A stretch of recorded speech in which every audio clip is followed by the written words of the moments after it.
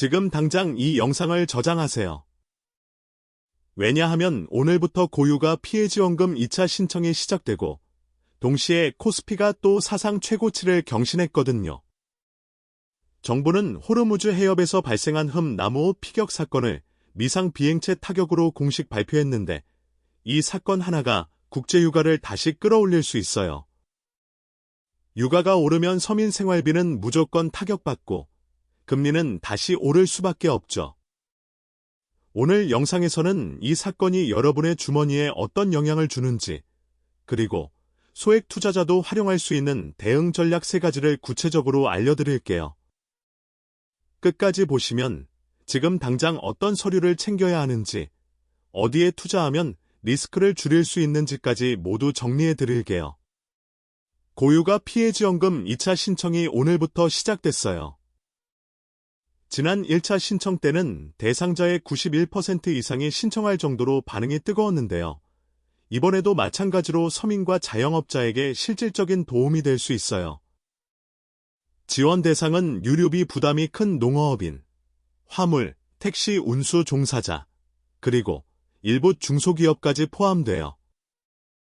예를 들어 화물차 기사라면 월 50만 원까지 직접 지급받을 수 있고 어선 어업 종사자는 배의 크기와 운항 일수에 따라 최대 70만 원까지 지원받을 수 있다고 해요. 문제는 서류 준비인데요. 운송업 등록증, 유류비 영수증, 사업자 등록증 사본 등을 미리 준비해야 해요.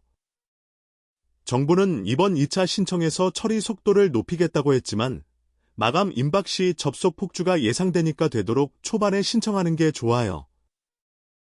이건 단순 뉴스가 아니라 지금 당장 행동해야 하는 정보예요. 코스피가 사상 최고치인 3,427.81을 기록했어요. 이 수치 하나만 보면 투자자 입장에서 기쁠 수 있지만 사실은 반등의 막바지일 가능성도 배제할 수 없어요. 지난 1년 동안 18.4% 상승했고 외국인 투자자들이 5월에만 무려 7.2조 원을 순매수했거든요. 특히 반도체 수출 호조로 SK하이닉스와 삼성전자가 강세를 보였는데요.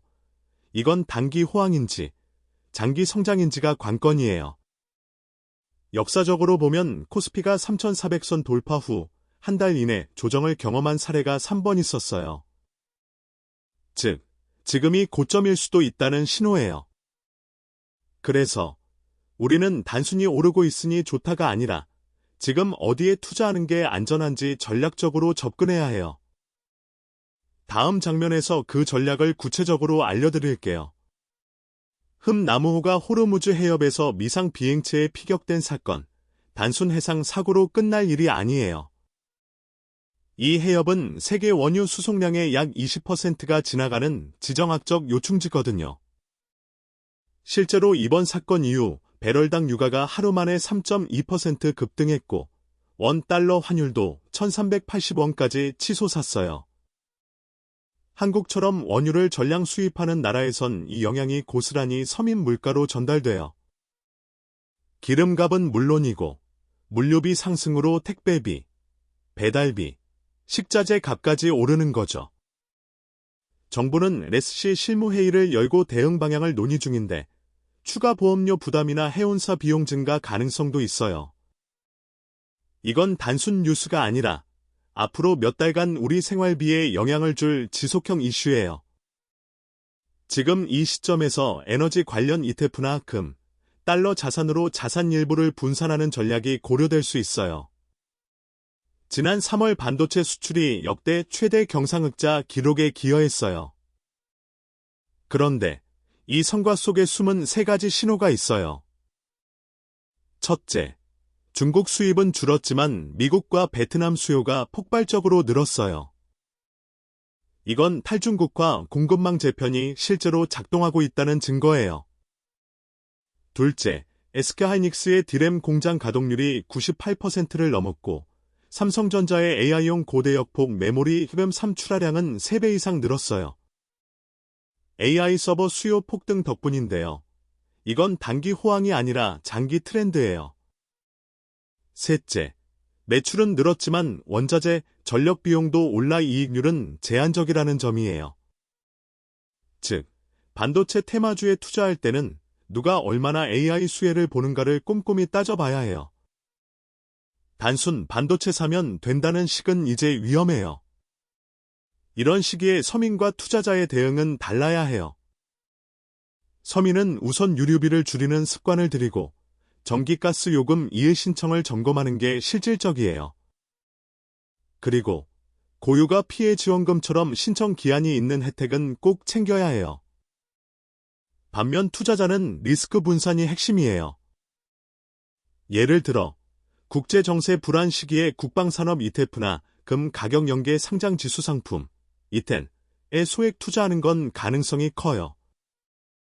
또 원화 약세를 대비해 달러 예금이나 미국 국채 ETF도 고려할 만해요.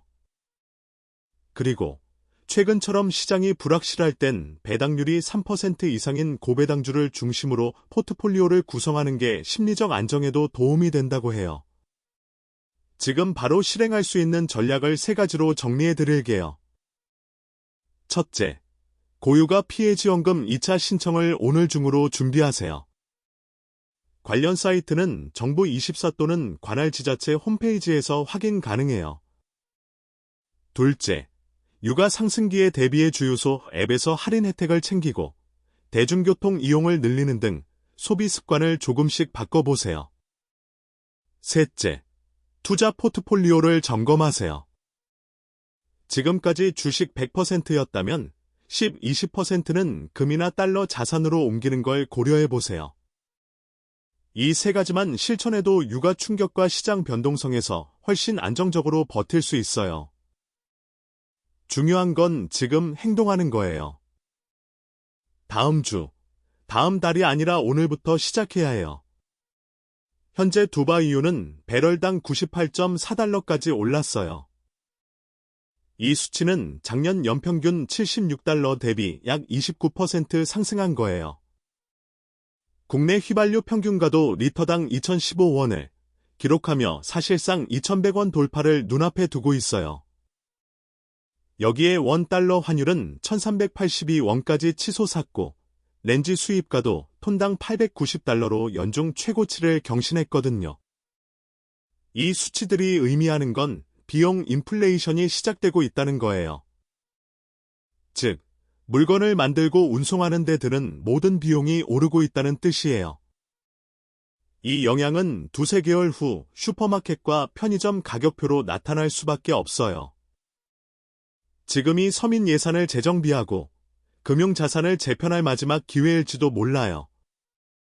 김민수 KB증권 리서치센터장은 최근 보고서에서 지정학 리스크가 투자 심리를 위축시키고 있다며 단기적으로는 방어적 자산 비중을 늘릴 필요가 있다고 조언했어요. 이 말은 지금처럼 호르무즈 해협 같은 곳에서 사건이 터지면 시장은 불안정해지고 투자자들은 안전자산으로 몰릴 수밖에 없다는 뜻이에요. 실제로 지난 10년간 비슷한 사건 발생 후 1개월간 코스피 평균 하락률은 4.7%였어요. 하지만 3개월 후에는 대부분 회복됐죠. 즉, 시장은 일시적으로 흔들리지만 장기적으로 회복력을 보인다는 거예요. 그래서 전문가들은 공포에 팔지 말고 기회를 찾으라는 조언을 함께하고 있어요. 중요한 건 감정이 아닌 전략이에요. 오늘 정리하자면 고유가 피해 지원금 2차 신청은 지금 당장 준비해야 하고 코스피 사상 최고치는 기쁨보다 경계가 필요해요. 남우호 피격 사건은 단순 뉴스가 아니라 우리 경제 전반에 영향을 주는 지정학 리스크예요. 반도체 수출 호조 속에서도 AI, 수혜주와 고배당주 중심으로 포트폴리오를 재정비하는 게 현명하겠죠. 영상이 도움이 되셨다면 구독과 좋아요 눌러주세요. 궁금한 점은 댓글로 남겨주시면 다음 영상에서 다뤄보겠어요. 다음 영상에서는 고배당주 선정 기준 5가지와 국민지원금 외에 놓치기 쉬운 정부 혜택 7가지를 준비하고 있어요. 알림 설정을 켜두시면 놓치지 않고 보실 수 있어요. 그럼 다음 영상에서 뵙겠어요.